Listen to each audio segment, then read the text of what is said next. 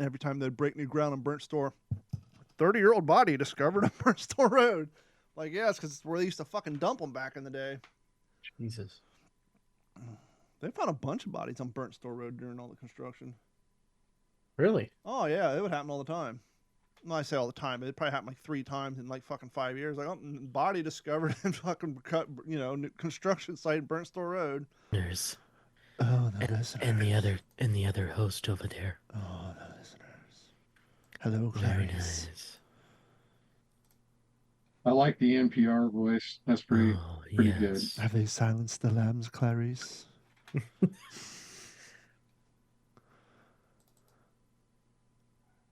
Welcome What's to up? our TED Talk. What's up? What's up, OG5? Oh. It's another episode of the What's in Your Welcome, Head everyone. podcast. The consistently inconsistent podcast. Oh, yes. We're coming to you live. Well, we're recording it live. Which, by the way, all you fucking assholes from recorded live in front of a studio audience. Well, no shit. That's how it works. We're not recorded live in front of a studio audience. I'm alive. Are you not alive? Is Morgan live? Are we not recording this live? We I'm are dead. live right now recording this. This isn't I'm dead recorded inside. yesterday. This isn't recorded tomorrow. This isn't AI. We're Well, recording yeah. this live. I'm dead inside. I watch this great George Carlin clip. He would be fucking losing his goddamn mind nowadays. But this is a stand-up bit from like the 90s, right? No, it was like Right. 80s. Here's early shit. He's like, why do we need almost a borderline Seinfeld bit? But he's like, why do we need 1 hour photo? What's so goddamn important that you can't live with the memory for more than 60 minutes? You must have a reminder of what just happened within 60 minutes. It's like a complete waste of money. It's like, dude, if you only fucking knew, now we got to have that photo in 2.5 seconds. We can't have it in 60 minutes. The Yeah. idea, not only that, but photos literally cost you money to shoot. When I was in black and white photography class, you want to talk about a tremendous waste of fucking time, energy, and effort. 8 semesters, Morgan. I finished 8 semesters of manual black and white photography using 35 millimeter film. I can load film into a canister under 8.5 seconds in a fucking darkroom.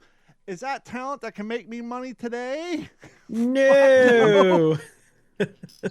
Well, But yeah, you would buy a I roll took, of 35 millimeter film, 24 frames. It would be in 1990 money about $12 to $15. Actually, no, about $8 to $12, depending on the speed, which was not cheap back then. You're talking tacos for 38 cents. And so if you do that math, 8 something divided by 12.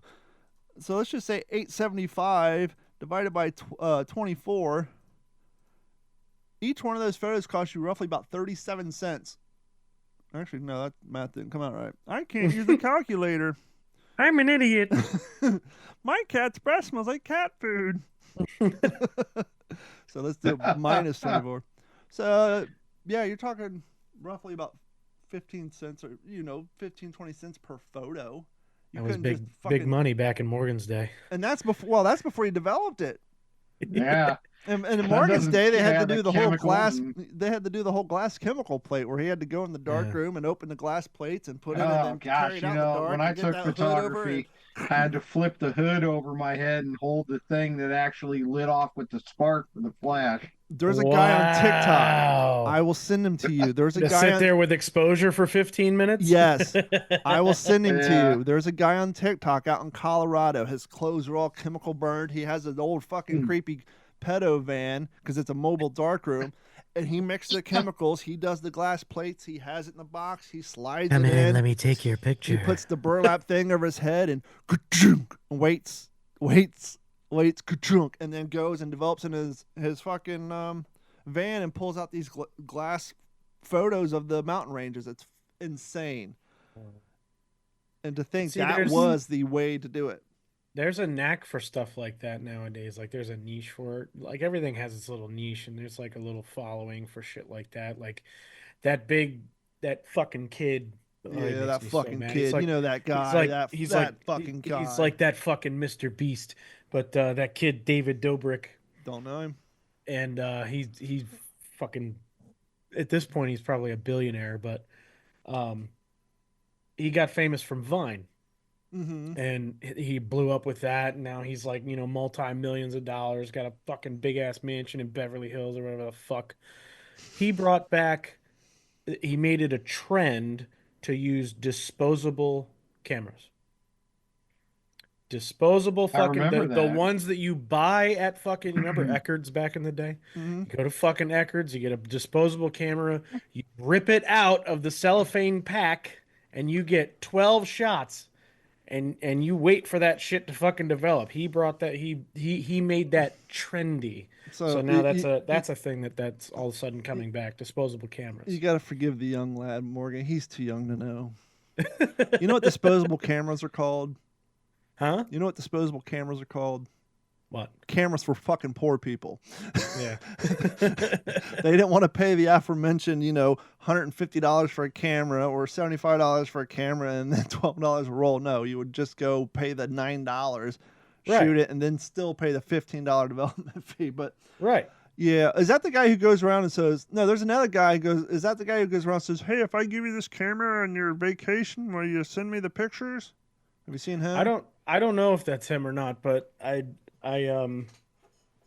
not sure. I think I've seen somebody that does Because something that one's similar actually to that. cool. He goes to the airport and says, hey, where are you going? We're going to Spain. If I give you this camera and my card, so the people he don't even know goes to Spain, gets drunk, takes 24 photos, mails it back to him, and he develops it, makes a digital slideshow out of it. It's kind of cool. Right. Did you hear the big news?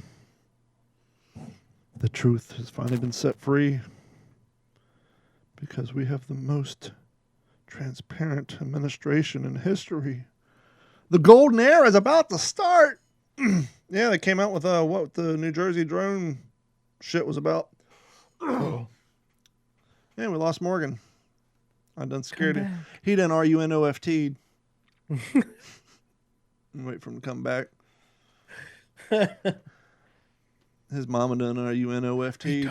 He turned into a toad. That is the movie that I will not turn off if it comes on. Oh, that's a fucking classic movie. That's so good. I love that shit. My brother used to play the soundtrack to it when he was driving around in his car. Let's see. Let's send him an invite. He rented that. Well, remember when you could go to the library and rent movies? Technically, you borrowed them because they didn't charge you. Right. But you go there. He borrowed that from the library one time. Great story. The Oh Brother Where Art Thou DVD actually. Don't know how. VHS. Don't know how it works.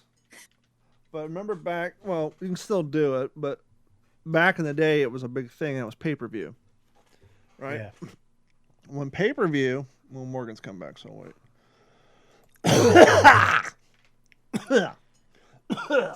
Still got my cough from 3 weeks ago. And there he is coming back in for the geriatric hour. I had to go take my medicine. Matlock is on. I had to take a break to go watch some Matlock. I'm gonna miss MASH. Oh, MASH is on. So joining us from the senior citizen in Wisconsin, it's Morgan Long. Welcome to the geriatric hour. I forget what I was talking about now. Yeah, I'm glad to be here. So back in the day when pay-per-view was relatively new, and I don't know how you pull this scam off. And I think of this every time the movie Tin Cup comes on TV. I like it. It's a good movie. I saw it many years later. Actually, no. At the end of the story, I'll tell you when we finally saw it. Tin Cup got to pay-per-view. I don't know. What year did Tin Cup come out? Like 1993? I don't know if it was that old. Tin Cup. I didn't know it was Rene Russo. Mm-hmm. Really? 1996. Ooh. 7. Really? I thought it was earlier next. I graduated in 97. Okay, anywho. So No. Was I right? Tin Cup is I was thinking 1996. 96-ish. Yeah, romantic comedy, 1996. That was off the cuff. Straight from the dome. Featuring Kevin Costner and Rene Russo, who, if you want to see the one woman who will give a 27-year-old, the chick played in the original Smokey and the Bandit. Sally Field. There's nothing finer than a fucking 20-year-old Sally Field and fucking Smokey and the Bandit. But if you want the perfect dictionary definition of the word fucking hot, like cougar, 30, 35, I maybe, how old was she in that movie? Renee Russo. Not in Tin I Cup. bet you she was 40. Renee Russo. Oh, what the fuck, movie? Oh, I'm just all over the place. Thomas Crown Affair. Oh, Lord. Okay. Oh, Lord. You ever seen Thomas Crown Affair? Yeah. Oh, yeah. Mike? Who? What? Renee Sorry, Russo wasn't and Thomas Crown Affair. No. Might have been a little before my time. Yeah, so Renee Russo is 45. You want to see, In Tin Cup? No, in Thomas Crown Affair. We'll get back to Tin Cup. Okay. If you want to see the God's image of fine-ass 45-year-old, watch the sex scene in Thomas Crown Affair with a completely naked Renee Russo. You'll send me thank you emails. Anyhow, back to Tin Cup. So Tin Cup comes out, movie theaters, does well, and then hits the old pay-per-view. Back in the day, you young kids, before it hit HBO, the paid-for service, you could pay a premium and watch it on pay-per-view. We get a bill for Tin Cup on pay-per-view. Now, the only way to activate pay-per-view is I think you could call a phone number back in the day, or you would have to do it through your controller. But I think this had to be the phone number route. We got a bill for Tin Cup. And my dad's like, well, how was Tin Cup? Beats the fuck out of me. I didn't watch it. I'm a junior in high school. Like, I give two shits about Tin Cup. My brother was left. That's interesting. Next month, we get billed again for Tin Cup. And then I think you could actually call and check your balance to see what movies you're in. Because I remember him saying, first off, I never saw a Tin Cup. I sure as shit didn't watch it 9 times. Someone had hit our fucking pay-per-view 9 times. Now, I can understand if it was Thomas Crown Affair, young 16-year-old Don got to squeeze some off to fucking Renee Russo. But no, this was Tin Cup in 1996. And so every time I see the name Tin Cup, I just hear my dad saying, I never seen Tin Cup, let alone 9 fucking times. So yeah, somebody just had a fuck. Maybe Renee Russo's super hot in that movie, and somebody just got our phone. But I don't know how applying it to our phone number made it show up on one's TV. Or maybe it didn't. Maybe that's why it's telling you my phone number is 8. Some old man's trying to get Tin Cup, ordered it 7 times. Why can't I see Tin Cup? Because you're fucking adding it to my dad's account, you dick. Oh. I just had were much simpler back then. Yeah. Hell have no fear like a woman scorn. So I remember in the summertime, as we've talked about in the past, I would spend the school year with my dad. In the summertime, I would go live in squalor and below the poverty line with my mom and shop with food stamps and hang out with my mom's alcoholic boyfriends through the day and, shoot guns and BB guns and, all the good fun stuff, like family things where you walk through the neighborhood and see what cool items you could, procure, fun minor theft, the good things. She was dating this fella named Dallas. That's a good, strong name. Well, Dallas made the mistake of putting my mom's cable in his name. And so it's summertime. Oops. I'm 13 years old. Dallas is in the wind, and my mom's pissed. Now, there's nothing more a young 13-year-old boy in a trailer in the middle of the fucking woods likes to enjoy than 80s and 90s movies with unnecessary boob shots, like Ski School, for example.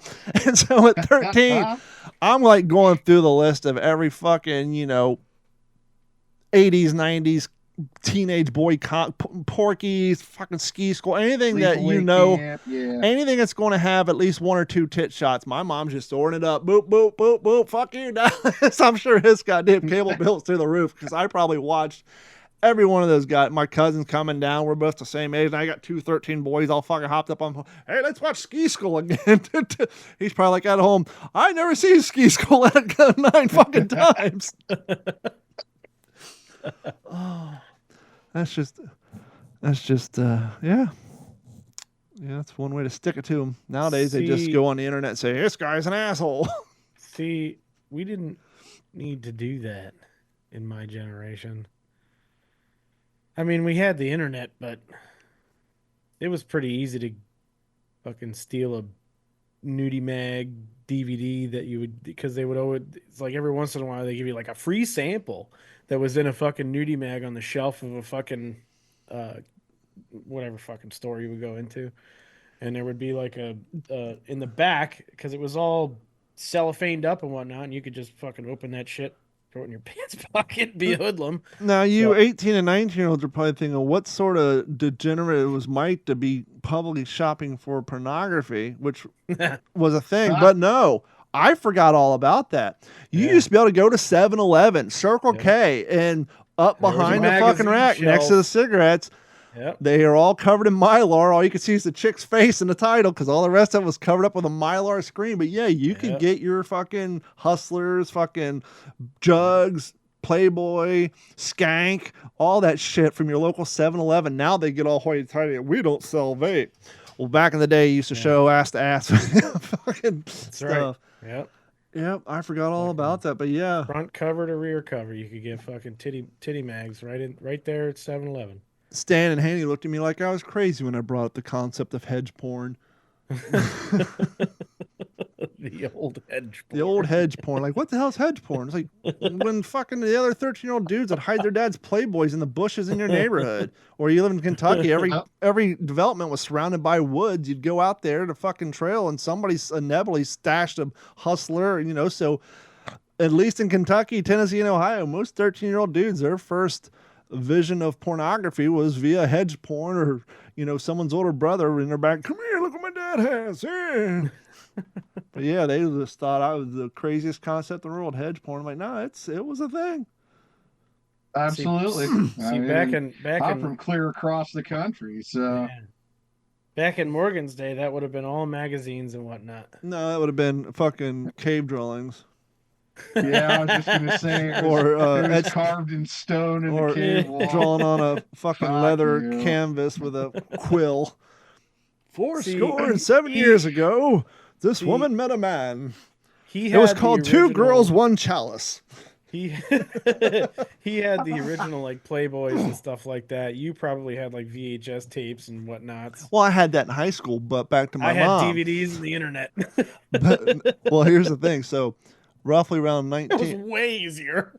16 and 97. So we go 97. So maybe 92, 93-ish. I was in middle school. Sure. My mom had a ex-husband. It was in the wind. He had a decorative tin, about the size that you would see nowadays. It has the popcorn in it around Christmas, but this was more substantial. This wasn't that light. This was a high-quality tin. It was in the closet in the room that I slept in throughout my summers. USA made and certified. What's this? This is a cool little drum. Pop the top off. Light came out. The singing of angels. I look in there, and it's nothing but Playboys going all the way back to like 1985. My summer was fucking set up and ready to roll. I had an entire library of my mom's second husband's fucking porn stash and his decorative tin nicely tucked away in the fucking closet. So yeah, you could find this stuff anywhere. Yeah. Back to what I was talking about before Morgan fucking dropped out, before we got into the topic of hedge porn and decorative tin porn and all kinds of other porn. So we have the world's most transparent administration. They finally came out and said what the drones were. And wouldn't you know, it's exactly the same goddamn bullshit the Biden administration. I was like, come on, don't even have, if you're going to say verbatim, they were aircraft that were designated permission to fly by the FAA in order to procure and conduct experiments and other things, i.e. military aircraft. Leave it the fuck alone. And then my favorite, because I got to add this in, and the FAA, and remember the Biden administration said the same thing, the FAA had recently allowed drone enthusiasts to fly at night, and they got overwhelmed with drones. First off, fucktard, I'm a drone enthusiast. I can't afford a drone the size of a Honda Civic. They're probably, I don't know, $700,000 or more. So, do you have like a millionaire drone club in New Jersey where you got, I don't know, 6 or 7 millionaires who can afford $700,000 drones that are the size of Hondas? And if you did, If you did, if they're true drone enthusiasts, what is the express purpose of a drone for an enthusiast, Mike or Morgan? I would imagine it's to let everybody know you got a drone. Mike? I don't know. The basic function and reason one Take owns a video. drone is to capture aerial, video, and or photo footage. Sure. So, under their hypotheses that we have this crazy gang of fucking millionaire drone flyers who can afford 700,000 drones the size of Honda Civics, and the entire world wants to know why all these drones. You're thinking if Don, the millionaire, had a $700,000 drone the size of a Honda Civic, and I had all this footage of New Jersey at night, and everybody in the world's wondering, what the fuck's up? You don't think I'd maybe want to get some views on my YouTube channel by, I don't know, posting the shit? You're trying to tell me you have, 50, 60 drone enthusiasts who have $700,000 or more to buy a drone the size of a fucking Honda Civic, not a lawnmower, a Honda. That was their phrase. These are drones the size of a Honda Civic.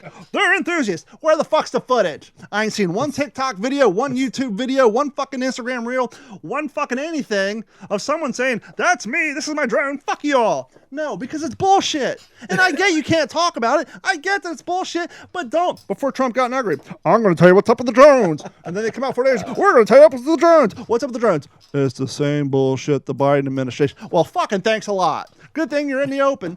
I get it. You can't talk about it. Why? Because they're military assets. Fuck the drones. What about the orbs? That's the real question. Now I feel like George Carlin. Fuck the drones. Let's talk about the orbs. But no, nothing. That's a big fucking nothing. So good thing we got that off our fucking minds.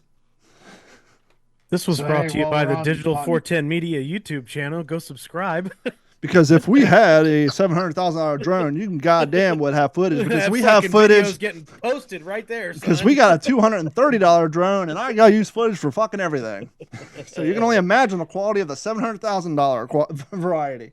Ladies and gentlemen, you can tell what Don is very passionate about on a regular basis. I'm over the bullshit. I think everybody's So, over the bullshit. I mean, Did we ever get the JFK report out?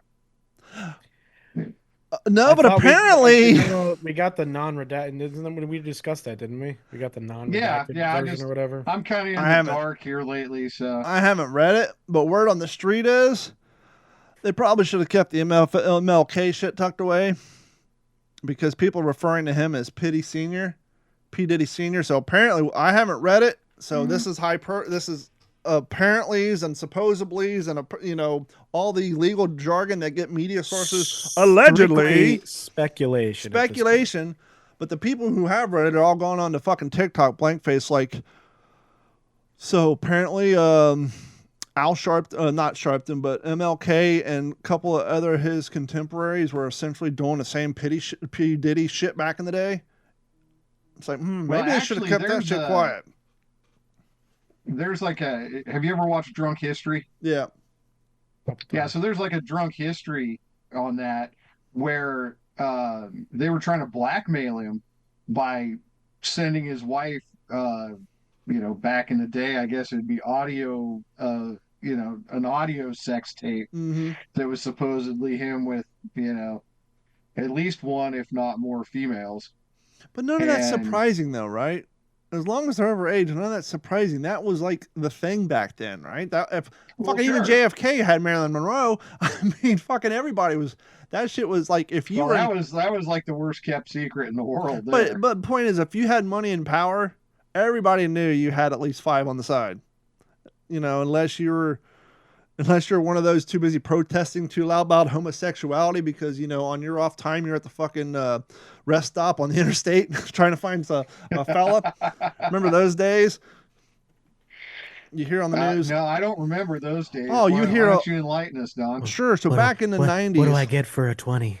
Back in the 90s, you would hear all these news stories where people were getting arrested for gay prostitution and this and that at parks and rest stops. And as we talked about a few weeks ago, Oh, did you hear about the homosexuals? They're having sex at the rest. No, the closeted guys who are married, who are pretending, who talk about how much those are the ones having sex at the rest stops. The gay guys are at their apartments having sex with their boyfriends in the open like anybody else. And so, they would try to, it's the homos. No, it's the fucking straight guy, the homos who are pretending to be straight, who don't want to fucking come out of the closet, because they've worked themselves into a lifestyle they can't get out of. They're the pillar of the community. And so they got to get up on their pulpit and scream their homosexuality, anti-homo rhetoric, but then at the end of the day, they're sneaking off. It's like, just fucking come out of the closet and be free, dude. And so that shit would happen all the time. You'd hear Howard Stern talking about it, they had to close down the Howard Stern because he actually had a rest stop named after him. I remember they were talking about it got shut down because of that shit. Really? Yeah, because all these closeted dudes who passing themselves off as straight or whatever, they just couldn't bring it to come out and either be open or be in the closet, but in respectable, clean environments. Instead, they're going to rest stops and city parks and going out and recreating real shrub porn, hedge porn. You know what I mean? It's like you couldn't take your kids to the park or rest stops. It's like, oh, okay, close your eyes, Johnny. We're going to go here and piss in the dark. I don't know. It's just all fucking nuts. It's also fucking hysterical. Yeah. Those are the quaint days. Remember that? Those were our big problems. God, can we go back to the days where we're just fighting about restrooms? Can we go back to those nice, peaceful times? Peaceful. I'm gonna. I gotta come clean with you guys. Uh-oh. There's been many a times where I've walked into a Starbucks or a gas station or a restaurant that had single unit stalls. It's just a toilet in the room, so they have the lock on the door. There's been many a times where the men's room's been full, and so I identified as a woman and went and pissed in the women's room. Because once again, it's a single unit stall. No one's in there. You go in there and shut the door, take a piss, and leave. And that's where the whole thing started, right? Because I remember. You're talking about the single with the lock. Yeah, door. and that's different. But that's where it all started. Different. That's where back in California, it was like, hey, we got way too many people, not enough bathrooms. So these single unit rooms, there's no reason to have a men's room when it's just a toilet in a fucking room. So they changed them to unisex. Or start fucking flipping their cookies. Those are the quaint days. But yeah, that's where it started. Even in North Carolina, I'd say probably 10 or 15 years ago, like even the Walmart there, it had a men's room. No, I thought you were going to say they still had their whites only signs up. No, it had a men's room. It had a women's room. And then it had the unisex family bathroom, which, was for you to take your kids into, or, it was more of a private type of bathroom. Or if you're a 17-year-old boy who works at Publix and your buddy got a text message, you demand to see you fucking lock his ass in that bathroom until he fucking releases the goods, and then he'll exactly. I'm familiar with those bathrooms.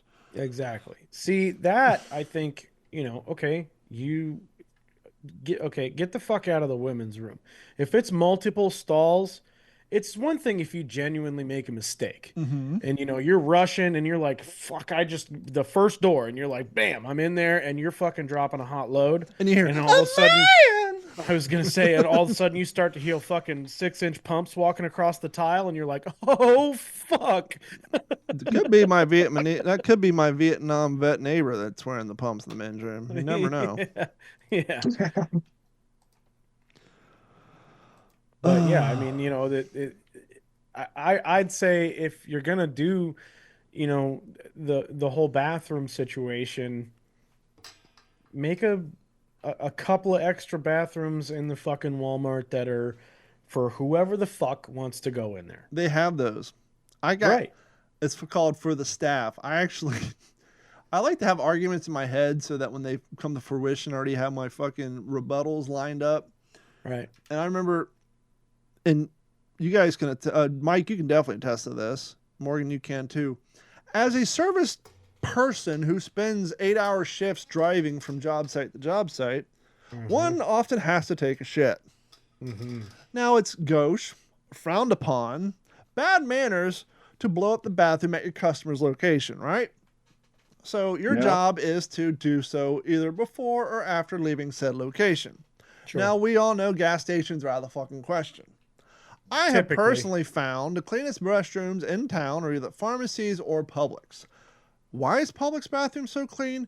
Because they got 13 managers on duty at any time, and if the bathroom's dirty, they'll find someone to fucking clean that shit up, right? Publix has standards.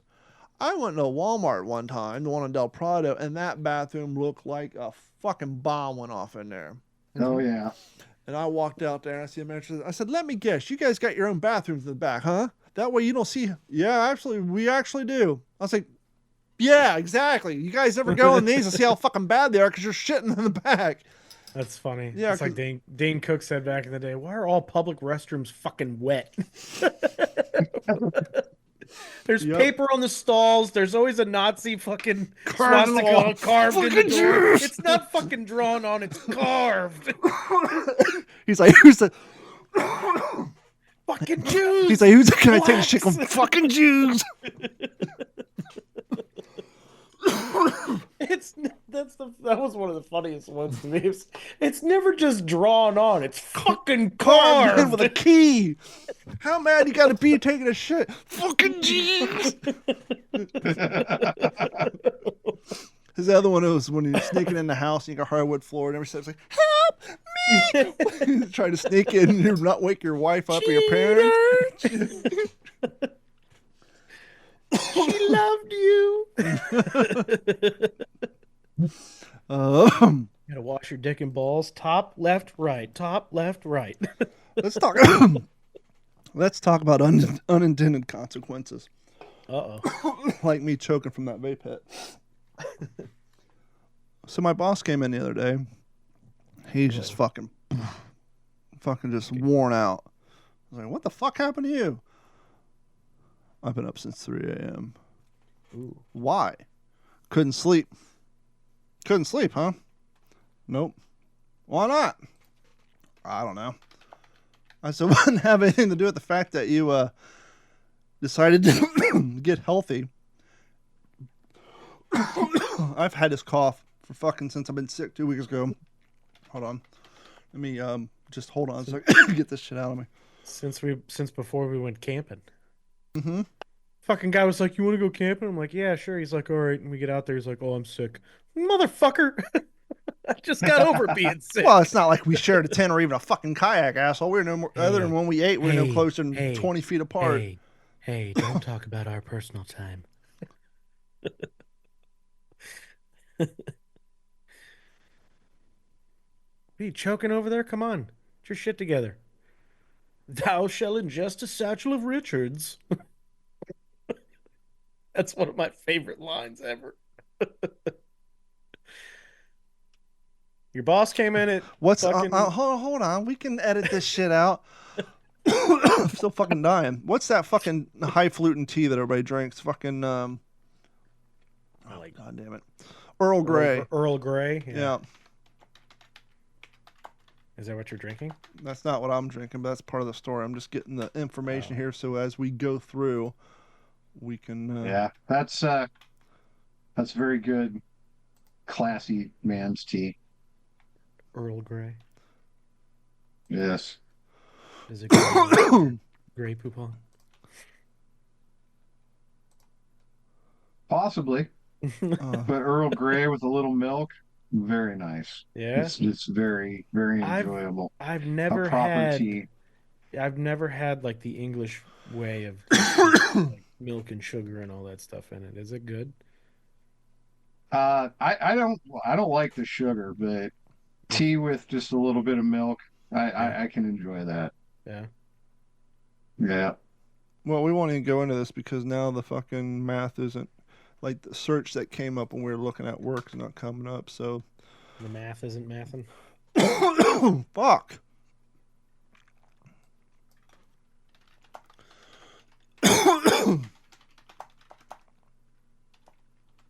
Took a hit of that vape pen.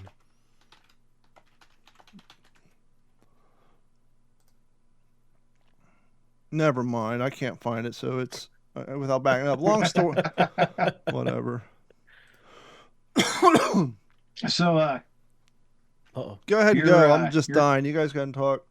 Well, actually, I had a question for you that kind of. I had a question for you, Coffee McGee. Cover real So, quick. I gotta get something to drink. Go ahead and talk. uh, Talk about whatever's on your list of shit. Carry the show. Don't worry, we'll put it on our backs. so while while it's just a couple of old soldiers here for a second, Sure. um, I was scrolling through my socials the other day, and it was kind of interesting because I have like a lot of people that I grew up with Hmm. that never left the West Coast and are Sure. very unhappy about our current political situation. So um, I got to thinking, it's interesting how a lot of these people that I grew up with still hold the same political ideology that, a lot of people do when they're young. Sure. Yeah, kind of like the misquoted thing of, if you're not a liberal in your 20s, you have no heart, but if you're a liberal in your 40s, you have no brain. Right. Um, so I was just curious, when you grew up, were you always kind of more like a right-leaning type person, or did you grow into that? Um, well, here's the thing. My grandfather was in politics. Um, he was the mayor of the town that my father grew up in. Um, he was the secretary to the state, the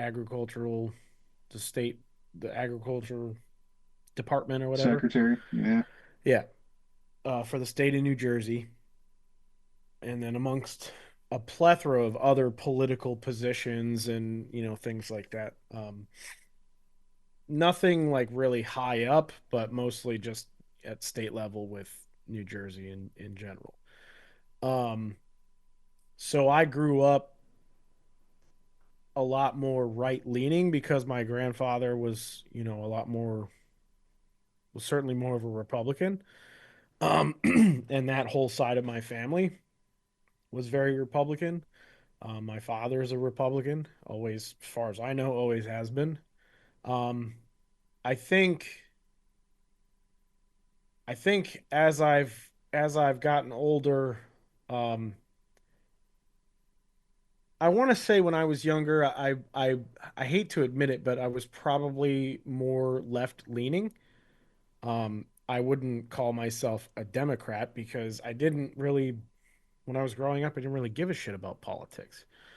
Um, that was my grandfather's generation, that was their thing. Um, I didn't really start paying attention to it until until like Obama's second term and then, Trump's first So term. when you were 8, Yeah, haha, very funny. Um, so it was and growing up and seeing the world prior to um in like the mid 2000s and then even prior to like 9/11, I think 9/11 had a major impact on our country overall. Um It had a major impact on our culture. on our oh, culture, on our absolutely. country. I mean, that was the reason why I decided to even join. I mean, I knew I wanted to be in the army, but that solidified it for me. Um Gotcha. but regardless, I mean, I think that really made a humongous change because prior to that, when I was like a little kid, I mean, maybe I didn't see very much or I didn't pay attention to much, but I mean, it seemed like things were very, very different. And then after that, there was like a shift, and it's been kind of Oh, fucked up. It's absolutely. been kind of fucked up ever since. And it's Well, been, Hmm. in particular, it's been really, really fucked up after the housing bubble crisis in like 2008. 2007, 2008. And it Hmm. hasn't it hasn't been the same since. I don't think it'll ever go back to that. I don't think it will ever No, return to that state of the way that it was at that time. But in general, politics wise, I think I grew up thinking, I think a lot of us grow up kind of that way where we're kind of like, fuck the man, it's all about me and, my fucking people and this, that, and the other. And then when you grow up, you're kind of like, whoa, whoa, whoa, wait a minute.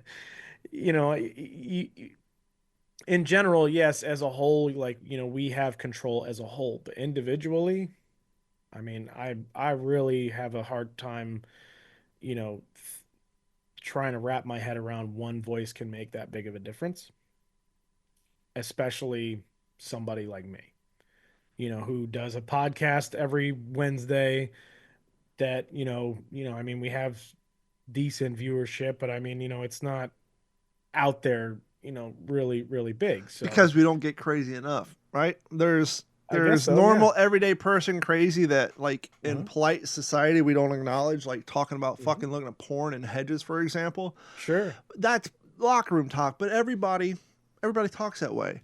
And Right. then there's those assholes and they Right. talk about shit on a different fucking level. Right. And those are the ones who get really big, make lots of money, and then lose it all. And then the onion buys your intellectual properties because you fucking went too far. So But I don't know I if you think, heard any of the. well, I was gonna Go, say, go ahead, Mike. I think overall, as I've grown, I've always, I think in my, I'd say, and I mean even younger too, because I grew up even as a late teenager, as an adult, having a child really young and getting married and things like that. I think that kind of pushed me and shoved me a little bit more into the Republican side of things. As being a blue collar worker my whole life too, that's Mhm. always they're always more right leaning, in general. So yeah, but I feel as though I've kind of I've kind of put myself in the center group. I see things from both sides that I feel, you know,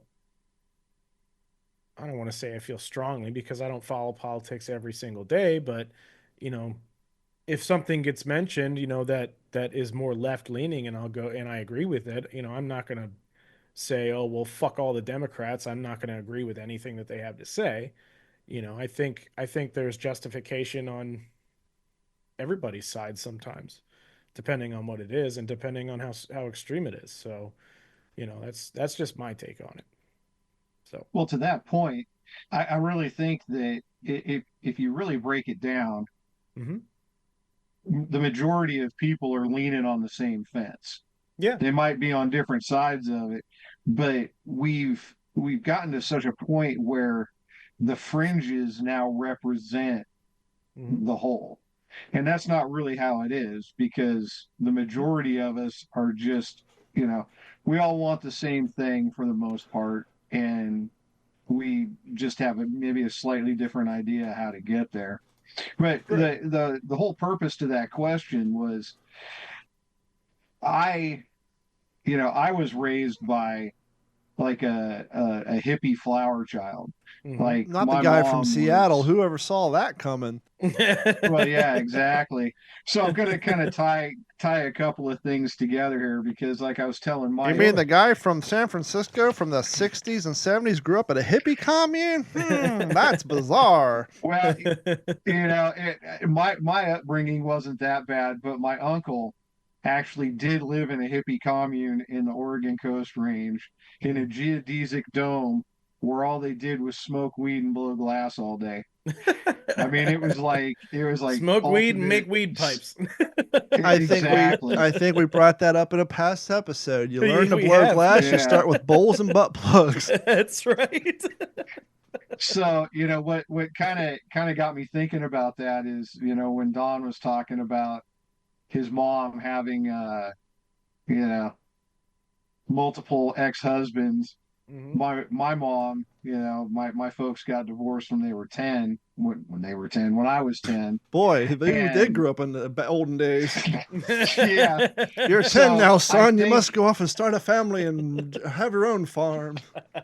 Or hippie commune. so I think at last count, if she was either at 10 or 11, that time she had been married. So it was kind of interesting. But anyway, Your mom? so yeah, my mom, yeah. Wow. So Let me ask you a yeah, question. If this is too much, you can just leave it blank. Did your mom get to the point where she figured out it was cheaper to file her own divorce papers?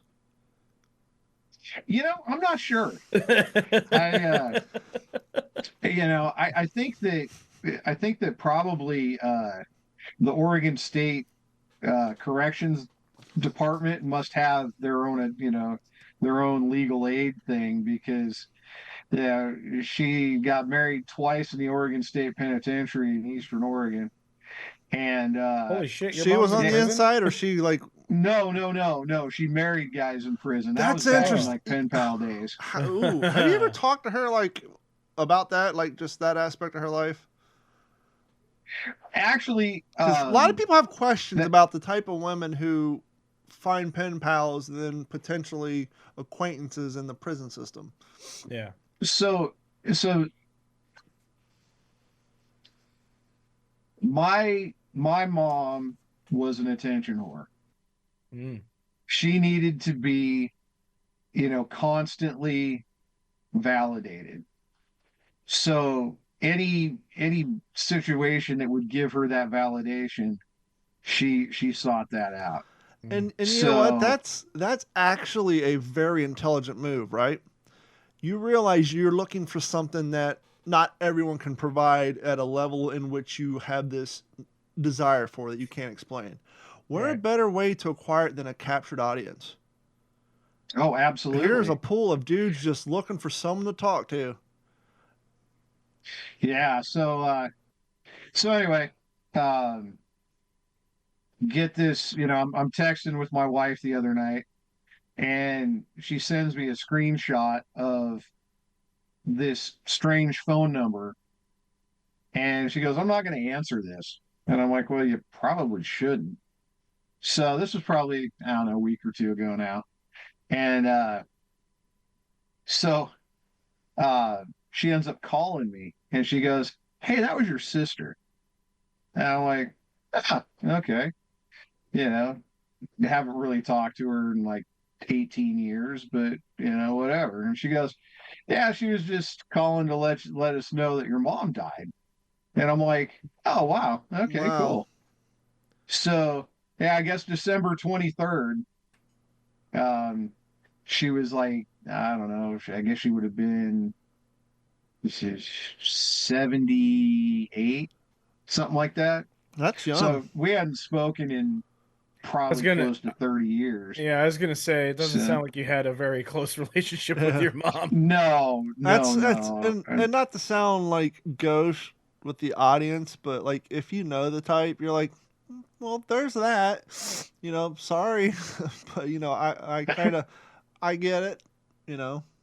Yeah, and the thing is it would be like if I, saw on Facebook that somebody I went to high school with died. Yeah. There's just there was no connection there. And but I guess my one hope is, she was bipolar and schizophrenic, and I hope that she found peace Yeah. Sure. wherever she ended up, because Absolutely. she didn't have any peace here. Yeah. Sure. So, that would Yeah, be.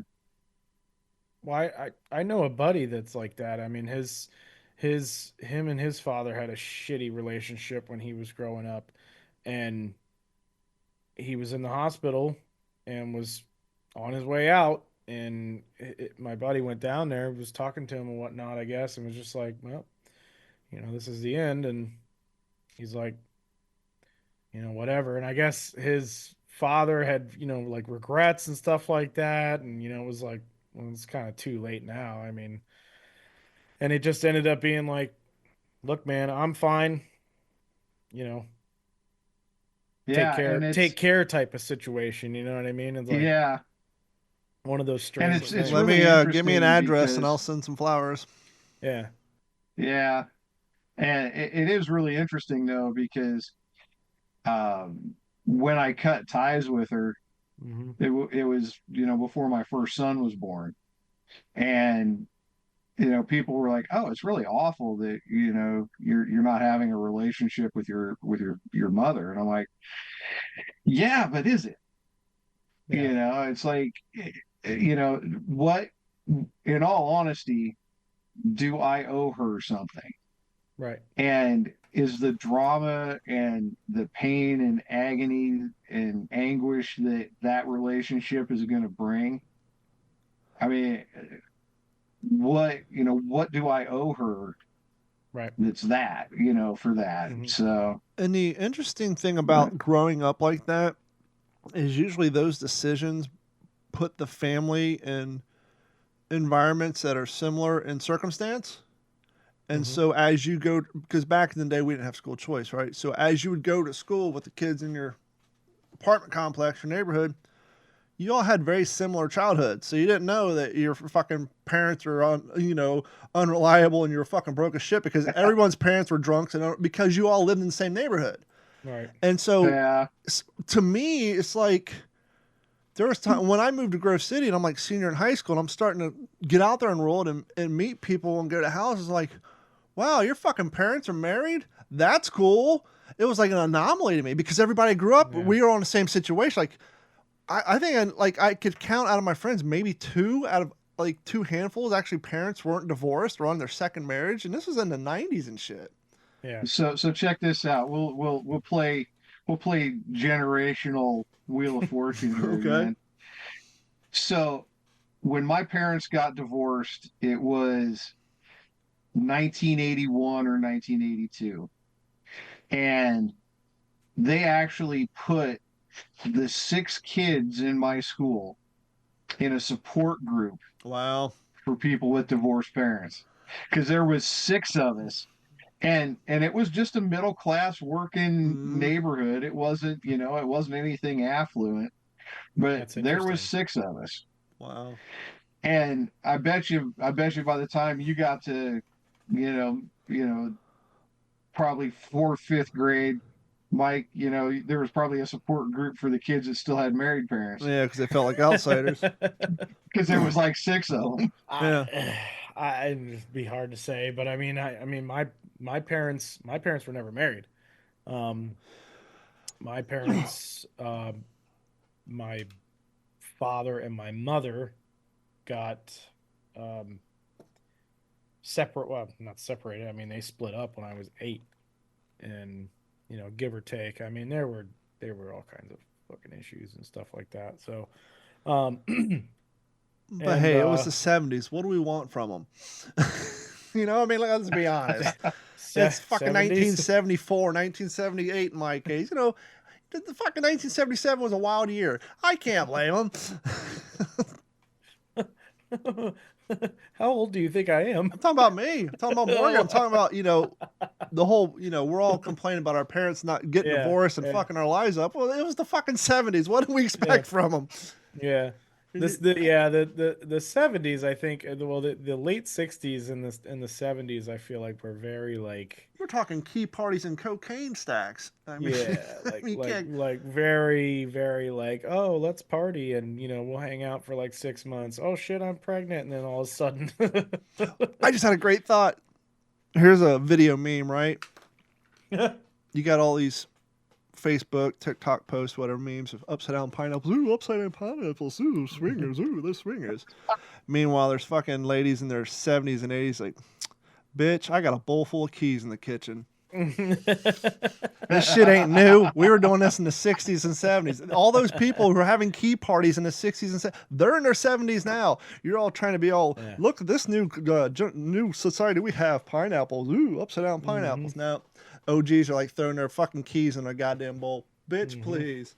And then before them, they had some king with his hair. Oh, please, sir. I have 83 maidens at my disposal. The royal scepter. The royal balls are clean, sir. Yeah, when I was growing up, that was very, very common. I mean, one of my good friends growing up, his parents stayed together until the very end. Yep. His mom passed away from drinking. I don't know what his dad passed away from. I mean, recently, within the last his mom passed away, I think, like carrots in the last 6 years. and then his dad passed away like two years ago, I think. So, but I mean, they were together fucking his whole life, and his brother, who's like 8 years older than him, and his sister, who's like 7 years older than him, or some silly. They were together back then. So, that was rare to see as we were growing up. Like another good friend of mine, his parents were together up until like they got out of high school, and he was the youngest of, again, three. So, and then my wife, her parents, they split. They're no longer together. Of course, they waited until both their kids were out of school. That's the thing. You'll see people wait until the kids are off to college and like, okay, I'm done looking at you. Yep. And but we're all kind of narcissistic in our own way, because here we are, and our entire generation does it, right? But our parents got them. Yeah. We didn't give our parents enough credit because they got divorced, but then they got remarried. They've been together for 30 fucking years. For some reaon, the second marriage doesn't get credit, and we all need to remember that part of our childhood. My parents now, I think they're on like their 24th anniversary or something like that now. So my dad, in-laws were married for like 50 something years. I mean, like maybe even, I don't know, like 58 years or something like that. That a real long time. I think my grandparents were going to hit their 65th wedding anniversary or something like, it was something like that. They were in the 60s, which is completely unheard of.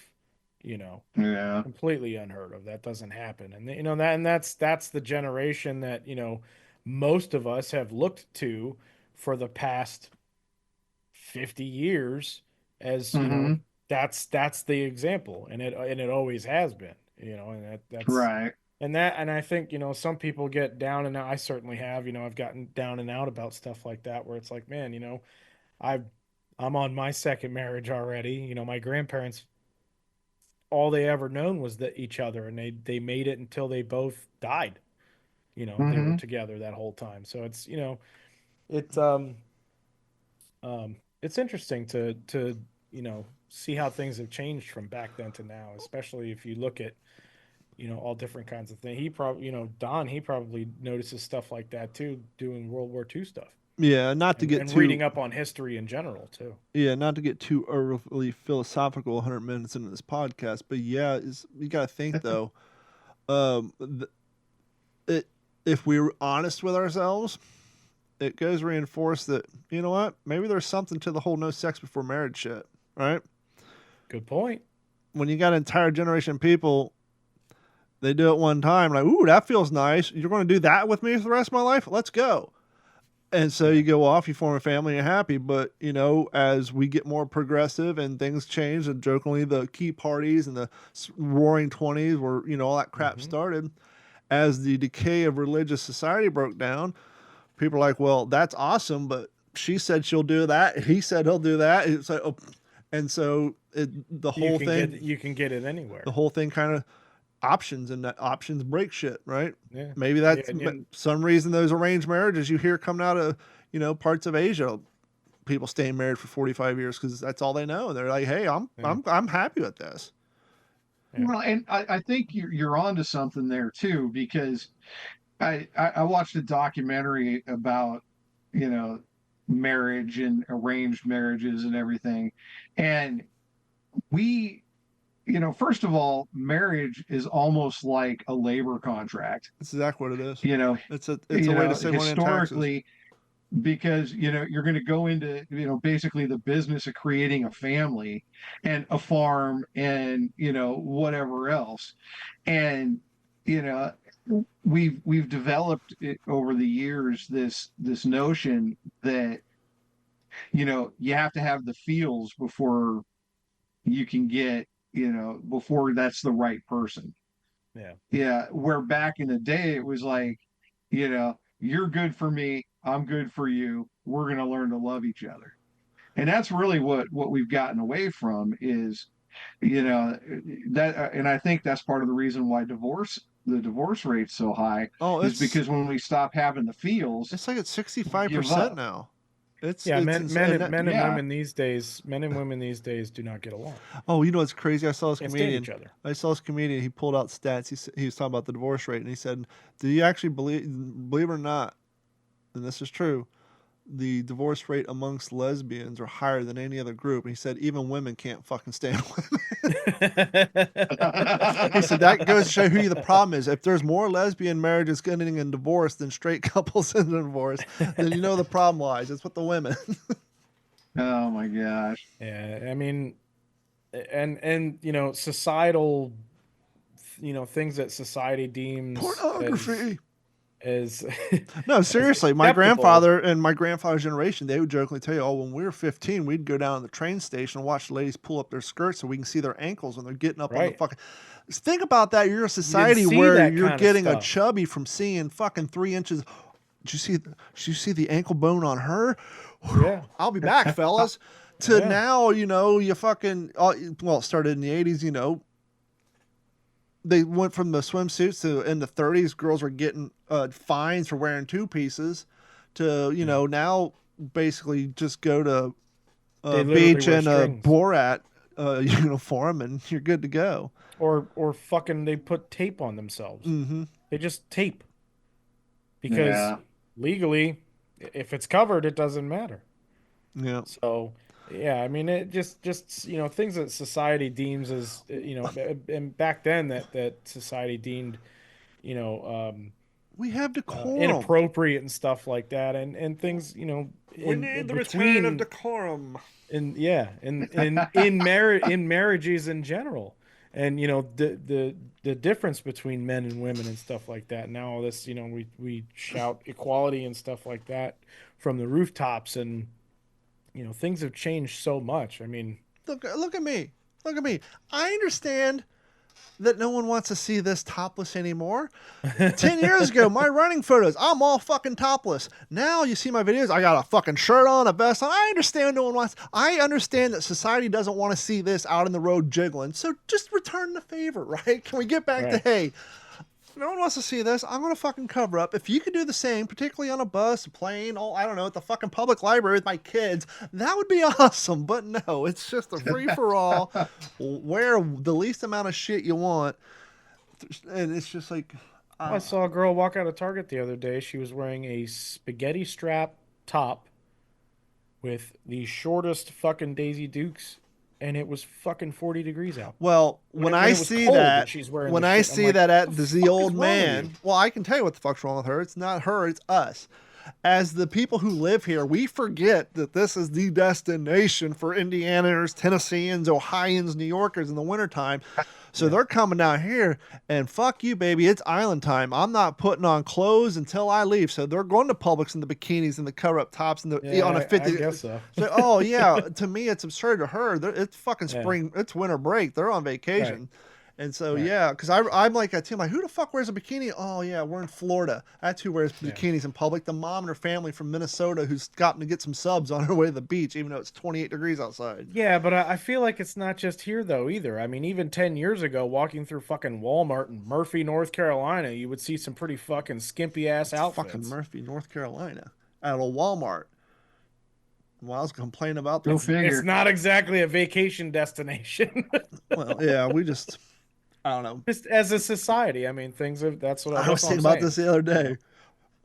The whole trend now is dudes in gray sweatpants. You know, oh, I like a guy. And I have flashbacks to the old Seinfeld episode where they're talking to George about the only people who wear sweatpants in public are people who just given up on life. And I keep thinking about that episode. Like, if you don't care, wear gray sweatpants in Publix. It's just, you know, we used to joke about shit like that. You know, you wore sweatpants to the gym or around the house, but when you went out, you at least put on some fucking jeans and a t-shirt. Now it's just like, I have a pair of sweatpants with one leg and half a fucking shirt, and I'm going to town. Yeah. But I guess we Of deserve course, it. you So- say something now, and then the younger generation, they're like, "Oh, well, you know, back in the day, you used to wear fucking bell-bottom jeans." No, I didn't. My parents did. Fucking, Fuck you. Fucking JNCOs with fucking carrying a fucking Okay. Walkman in the back. I'm going to pocket. say it. I don't care which fake-ass Gen Xers get pissed off and tired. JNCOs was nothing more than some corporate shill who saw what we were doing in the skateboard community. We were poor. We were going to the thrift store when you were at 28 and you buy a size 32 pant, you put on a belt and you move the buttonhole, and we were wearing baggy ass $3 pants and corduroys. And so skateboarding was frowned upon. You couldn't be a skater in the fucking 90s, particularly in the Midwest. You were considered short of a gangbanger.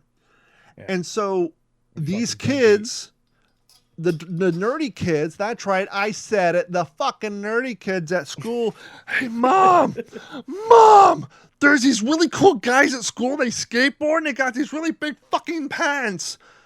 Okay, well, where do I get really big fucking pants? Well, someone must have overheard these moms wondering where they get really big fucking pants. He said, I know. I'm going to make really big fucking pants and make them available in JCPenney catalogs and Sears catalogs so that the fucking moms of these nerds who don't know where a skateboard shop is, or the idea that these kids are actually just poor going to the thrift store, my boy wants really baggy skateboard pants. Oh, here they are in the JCPenney catalog. Here you go, Steven. Go be cool. Hi, guys. Look at me in my big pants and my fucking airwalks. How cool am I?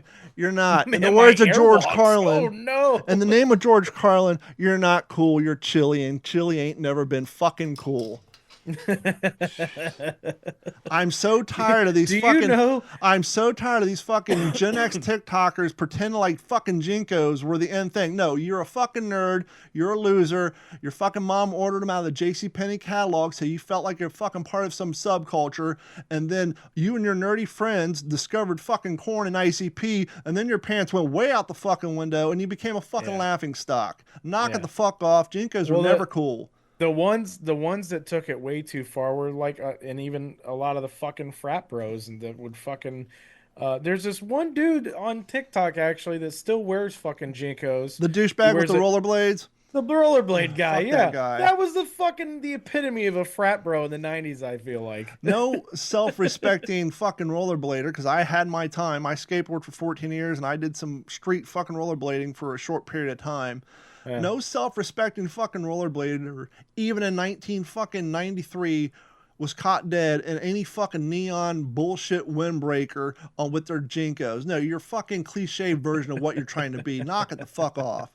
You know, those styles existed, but they existed in their little cliques, you know. The skateboarders, we weren't wearing fucking Abercrombie and Fitch, or we weren't trying to look like the Gym Bros in their fucking neon bullshit. You can't cross that up. It looks like a random fucking avatar in Call of Duty Online. Knock it the fuck off. But you're talking about him. Yeah. That's the thing. He's got a point. He's got a fucking point. You're talking about it. But you're talking to the guy who's a fond user of triple dots. Not interested. Because Carol will do that. She'll be, oh, I hate this fucking guy. And I'm listening. You've been watching for 2 fucking minutes. You hate him so much. How about you swipe so you're not giving his algorithm a boost? It's like if you truly hate these people, not interested. Do that enough times, guess what? They stop showing up, and it's quite nice in here. I don't have any dancing videos. I don't have any half-naked women. I took years in pride going through my follow list because in the early days, TikTok wanted you to feel special, so they were giving away likes, right? I'm on my fucking following page, and I'm seeing, like, videos from, like, fucking 12-year-olds. I'm like, fuck you. I had to go in there and unfollow them. And they were doing that a lot just to try to build people's like counts up so they felt special. Mm-hmm. And I like, anytime a video of somebody who looked like they're fucking below 19, I'm not going to have any, I just hit not interested. So after a while, my algorithm, all that shit was nice and filtered out. Just fishing videos and Boston Terrier videos. And yes, it's an echo chamber, but I got rid of you fuckers. I don't want you in my world. Yeah. But that's the thing. And it's a lot nicer. That's what we want, though. Yeah. You know, we all say that we, want diverse opinions, but we really don't. We just want to surround ourselves with the stuff that we like and people who like what we like. And we all want yes men. That's how life stays peaceful. We all want yes men in our lives. But then you become boring. You become boring. You need someone to. And we're all guilty of it, right? Especially as you get older, you become a lot more boring. Well, and as evidenced by me. Well, you did, and we're all guilty. I was like, oh, I listened to this guy's podcast. Oh, I'm not gonna listen to him talk to fucking Bill Maher. And you turn off. Say, no, wait a minute, stupid. No, and you force it, and you're like, wow, I actually fucking enjoyed that. And you have to do that. You can't allow yourself to actively not listen to something because of the content. And I was thinking about this for whatever reason, I think this morning or yesterday. One of the biggest problems we have right now is, for whatever reason, we are really big into the cult of personality. You got people who just think Trump is the second coming of the devil and needs to be gone, and then you have people on the other spectrum that fucking he may be the golden fucking calf. He's the second Messiah. He can't do no wrong. It's like, holy shit, on both sides. Yeah. What is up? Stop falling in love with fucking politicians. They are not supposed. You're not supposed to be infatuated with a fucking politician or hate. You can like a dude, and you think fucking okay when he does good shit, on call him out on. When he's a dickhead, I'm gonna say it. And you cannot be a big fan of somebody, but these people who want to spend so much time, it's like, dude, he's a politician. He's an asshole. Your best case scenario is that he's just an asshole. And I'm talking about everybody. Anybody not professional, at the baseline, they're an asshole. The question is how high or low, what level asshole they're going to be. And so if everybody has a baseline of an asshole, do not prop them up. You can enjoy them. You can give them applause, but stop fucking turning these people into either the devil or the second coming of Christ, because it's just fucking everything up. Well, there's extremism in everything, so. But it's gotten to where we just try to idolize everything. Everybody wants to be a celebrity, and it's just. That's exactly it, and that's part of the problem that we have with politics now, is that we've gotten away from where the politicians work for us, they represent us, to we're minions of the politicians. And I think that, unfortunately, it's probably going to take something pretty extreme to undo that. Yeah, that's the word I was looking for. Stop idolizing fucking politicians. You can pay attention to them, you can check up on them, but stop idolizing them, whether it's a positive or a negative idolization. Just stop doing it. Wake up and just pay attention to what's going on, and I'll be so much fucking better for it. And to what, I know we're running a little long, but to what Morgan was saying earlier, and I wanted to jump in on this. You made a reference to Twitter, and how social media and all that, something along with having an impact on where we came as part of the big change. Mike was talking about 9/11, right around the time internet started blowing up, social media and this and that. Yeah. And Twitter got to be, in my opinion, the biggest problem to where we got that's what it was. Morgan was talking about somehow we got to the point where the smallest groups had the loudest voice and got the most fucking attention to them, right? And I always attested that to Twitter. And here's why it's Twitter. Nothing that Twitter did originally and intentionally. But when all that shit got to the crescendo, we got to remember what was going on in social media space. And I saw it firsthand because I worked at a radio station, and I had to sit in on fucking conference calls about how to utilize to the best of its ability the latest algorithm change in Facebook. They would literally pay consultants to tell them the new rules. Just not to get too deep in the weeds, but it got to the point where Facebook said, look, if you have a public profile or a company profile, i.e. a radio station or a radio show host, and you guys post a post that has a date, a phone number, and an event, something that we know you may generate revenue off of, we're not going to share it. Your fucking share account will go through the floor unless you pay us. And so, okay, we'll take a picture. So instead of typing out our new algorithm actually scans your photo. If your photo contains more than 15% text and or phone numbers, you have to. So I'm saying all that to say this. What I noticed at that time is anytime you'd go onto the news, right, whether it's CNN, Fox News, MSNBC, anytime they were interviewing anybody, it doesn't matter if they're a politician, an author, a comedian. Remember this, everybody only shared their Twitter handle. They wouldn't go up there with their Facebook profile. They wouldn't go up. It was always Twitter, always Twitter. And I realized that Twitter also didn't, at the time, have that algorithm. So what the Mediascape discovered was, if I have someone come on our interview and send them to Facebook, they're not going to get all the text and posts from this person because Facebook minimizes it and charges them money. Twitter doesn't do that. Twitter doesn't care if we put an entire post about advertising or talking about this book or talking about this article. They're still going to allow the maximum amount of people who subscribe to that particular channel within reason to see those posts. You weren't at that time getting penalized for trying to boost your product, your image, your name through your social media handle. And so since the people knew they'd get a better return on their posts and their content on Twitter, opposed to Facebook and Instagram, everybody started going to Twitter. Well, how do you promote Twitter? Well, now you have all these news stations, these media personnel, these talking heads. They're talking about how great Twitter is because they need everybody to go check out their Twitter pages in order to see their content. And so the media ended up doing interviews. Do you see what he said on Twitter? You know, the rest of us who don't use Twitter are like, who gives a fuck what they say on Twitter? Well, they do because they have to make everyone think Twitter is the fucking universe because it's a universe to promote their product with the least amount of interference from a tech company who wants money in order for their content to be seen. And so they all had just talk about how Twitter was the place to go for conversation, and everybody had Twitter handles. And that's why when these little minority groups, we think everybody should be able to dress up like a penguin on Wednesdays. And, you know, they starting to get numbers. Wow, the fucking Penguin on Wednesday groups, they're getting fucking big. They got 2,000 people using hashtag Penguins on Wednesday. Shit. In our little universe, the rest of the world don't give a fuck about Penguins on Wednesday because we stopped using Twitter because it's a cesspool. But these people, the politicians, the media, they live in that cesspool because they needed it to bolster their brand. And so what happened? All these little fucking Penguins on Wednesday groups start getting propped up as influencers because CNN brings them on to talk to them because, once again, Twitter's the fucking place to be. So they built up this artificial world in Twitter as this public space so that they can boost their content.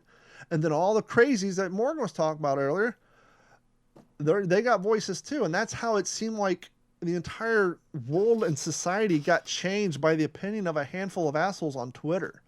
And luckily, love them or hate them, when Elon Musk fucking bought it, that shit came to an end, either by choice or by fucking lack of voice. Either you went somewhere else.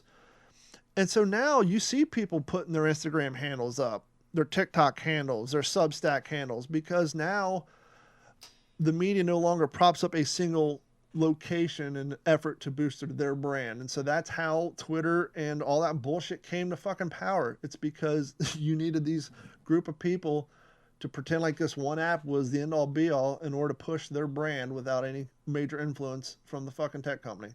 And that's how all the Twitter bullshit and this, you know, Penguins on Wednesdays, that's how it all got pushed into fucking mainstream America and changed our laws. That makes sense.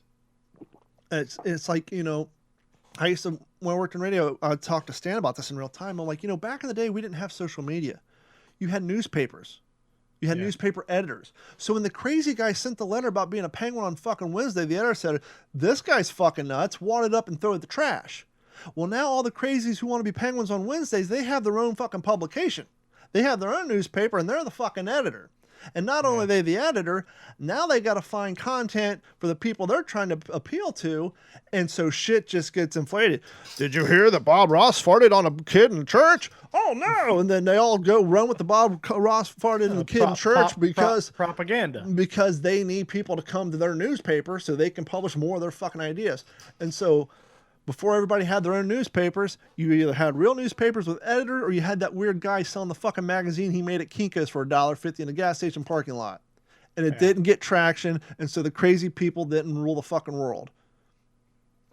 And so that, my friends, now they do. Is how society collapsed in a nutshell. Thank you so much. We'll be back with you next week on another episode of the What's in Your Head podcast. Please head over to what'sinyourhead.com. Click on that Patreon link, sign up and subscribe. It goes a long way to do what we do here. In the future, we'll be talking about this guy. This is the Stopbox keyless, electronicless gun safe, so that if you have kids in your house and you conceal every day, you can set the combination and it's locks, and so you don't have to worry about securing your firearm in the big gun safe that you have buried behind all your T-shirts in the closet. Yes, we know you do that. And so you can put this in your book bag if you're driving to work. You know, I get it. If you're going to be armed, you should be armed at all time. I get it, Steve. You're working on a construction site. I'm sitting in an office chair in an air-conditioned environment for 8 hours. I don't need that digging into my spine, but I don't want to leave it in my car, leave it unsecured. So this fits my book bag, and so when I'm not wearing it, I can lock it away and still get into it pretty quite easily. So we'll get into that in more detail. But yeah, if you want to check it out, head over to stopboxusa.com/D410. But anywho, we'll talk to you all next week.